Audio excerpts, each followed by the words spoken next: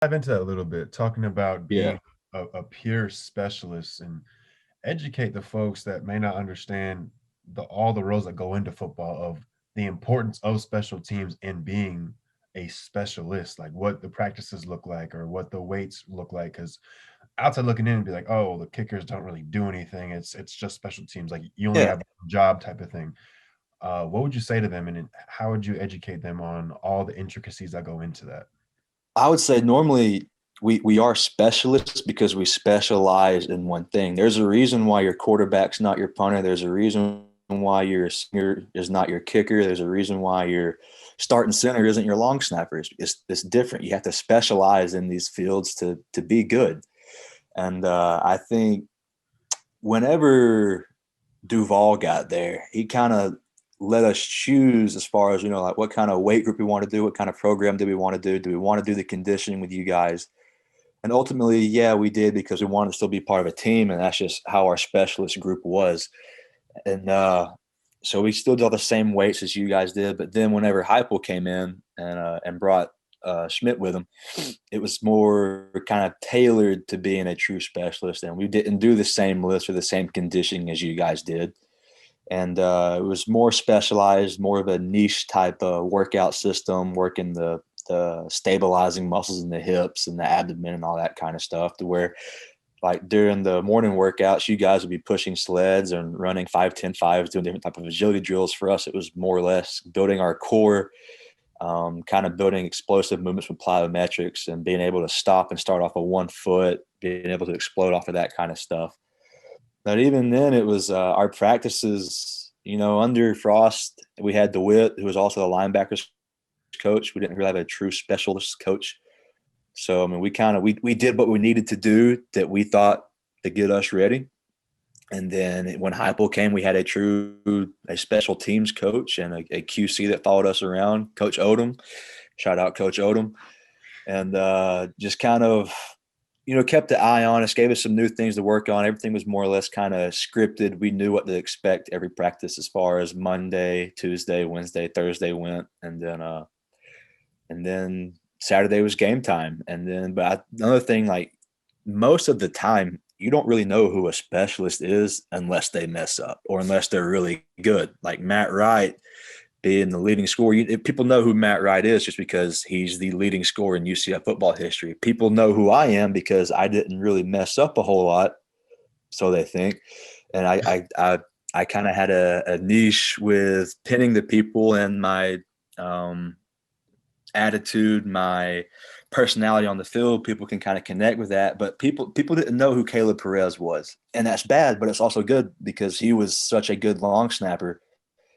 No one could ever say, "Oh, it's the long snapper's fault."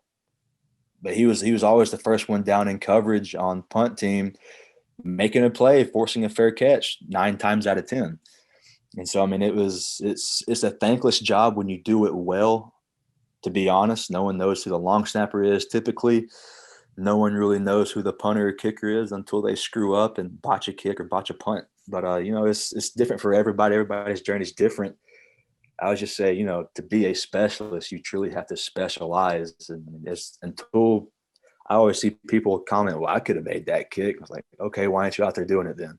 How come you did at any? How come at D1, D2, D3? How come you didn't go kick a football through the uprights if it's so easy? Why are you in the stands right now talking smack about an 18-year-old, 19-year-old kid playing a game?" It's that kind of stuff rubs me the wrong way, that people don't think that we're actual football players. I mean, like I was frontline KOR team, busting skulls, having the time of my life, but I'm still a punter, still the backup punter. I mean, it is what it is. But yeah, it's just specialists, man. We truly are, like, we're special on the football field. We control field position, we control points. When you're good enough, you can pin guys on the sideline and not even let the guy return the ball 2 yards. It's just it's different skill sets. There's a reason why we are who we are and why we're also kind of weird and do the things that we do.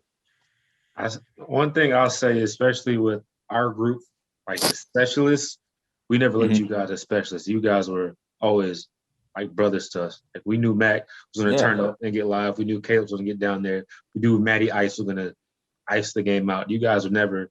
It was never the team and the specialist. It was we were all one thing, and that Yeah. takes to account of what you guys did. Like you said, being at workouts with us, lifting the same weights we do. You didn't want to separate yourself from the team, and that stood out a lot to us Yeah. at the back end. It's like, well, they're doing it, we got to do it. And you see how turned up we would get when you make a punt, pin it inside the 20-yard line, and you celebrate. We were on the sideline celebrating with you. It was a whole brotherhood, and we definitely appreciate you, especially your character, who you are, Mac. Like when you got excited, we fed off that. Like when you made a play, the team made a play. Everything you did, we fed off of that. So when people think specialists are these like weird people, some, I'm not gonna lie, some teams specialists are weird, but for us, we were so banded as a brotherhood that you just another play on the field. It was nothing new to us. But I want to point out one thing. And that's like Go ahead. I didn't mean to interrupt, No, but I wanted to point out, like, we took pride, me, Caleb, and Matt, and mentoring the younger guys. Like, we made sure that they knew, like, don't be just specialists. Be football players who specialize in certain things, but don't be what people typically think of as a specialist. Don't be that group that kind of, just offs themselves away from the weight room and away from the team. And then whenever you mess up, now they can turn around and say, oh, they're never doing what we're doing. That's the biggest thing that we took part. We never wanted guys to look at us and say that we weren't sweating, throwing up, bleeding with them in the weight room, on the practice field, and during conditioning. So that way that they could turn and say, well, they're not doing what we're doing, so that's why they're messing up. No, I mean, we're humans too. We're going to mess up. It's going to happen.